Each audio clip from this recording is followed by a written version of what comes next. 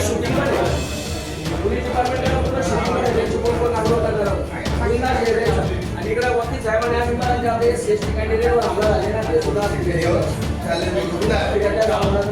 असं राहिलं ना आपण जिना आराम करतील आपल्या बायकावर ना घालून काढून हे ओढून पण ते माहिती मला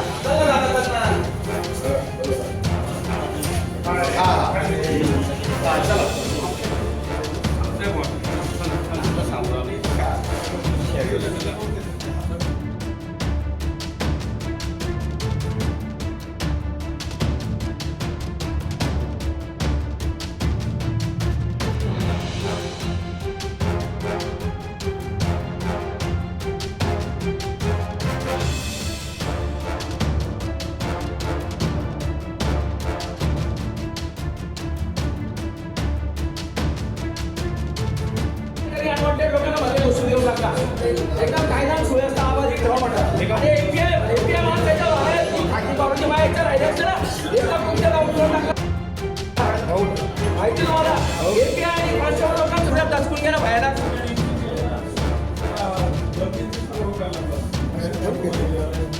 सर्व केंद्र अध्यक्षांना सांगितलं की बिलकुल या ठिकाणी आमच्या जवळच्या लोक आले तरी त्यांना अनवॉन्टेड लोकांना मध्ये येऊ देऊ नका.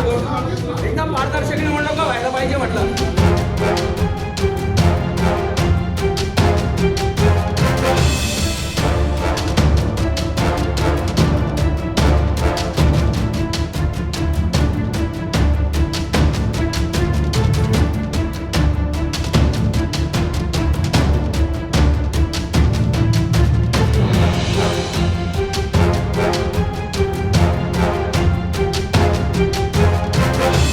प्रभाग क्रमांक 18चं मिरच्या मारुती पंचमंडळ शाळेचं मतदान केंद्र आहे.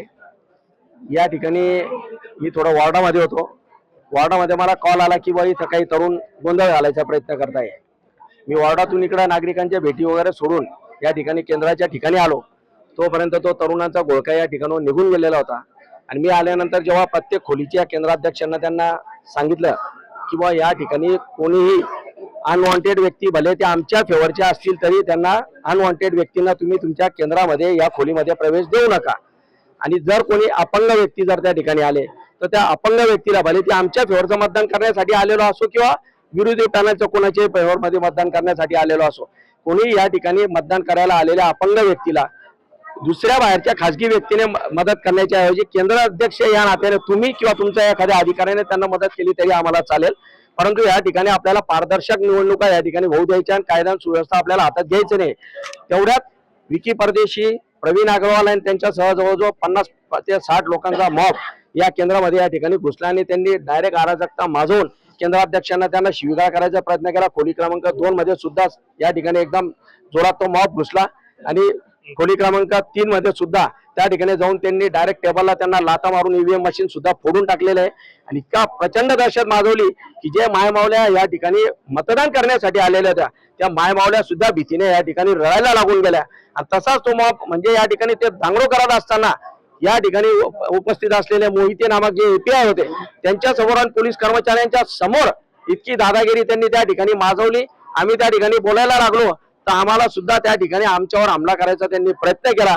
त्या ठिकाणावर पोलिसांना सुद्धा त्यांनी दादागिरी करायचा प्रयत्न केला. आणि इथून बाहेर निघून मी जेव्हा वाद नको म्हणून मी केंद्राच्या बाहेर निघायला लागलो तर आमच्या मागे मागे त्या ठिकाणी केंद्राच्या बाहेर आले आणि तिथं डायरेक्ट प्लास्टिकच्या खुर्च्या वगैरे उचलून ज्या आमच्या शिवसेनेच्या पॅनलमध्ये एससी महिला उमेदवार आहेत ज्योतिराव राजू ठाकरे आणि एसटी उमेदवार आहेत मंगलताई सुनील सोनवणे, या दोघांवर सुद्धा त्यांनी प्लास्टिकच्या खुर्च्या त्या ठिकाणी आणून मारून फेकल्या. त्या सुद्धा महिला पूर्ण प्रचंड प्रमाणात भेटून गेलेल्या होत्या. अशा पद्धतीची अराजकता या ठिकाणी भाजपच्या उमेदवारांच्या माध्यमातून माजवण्यात आलेली आहे.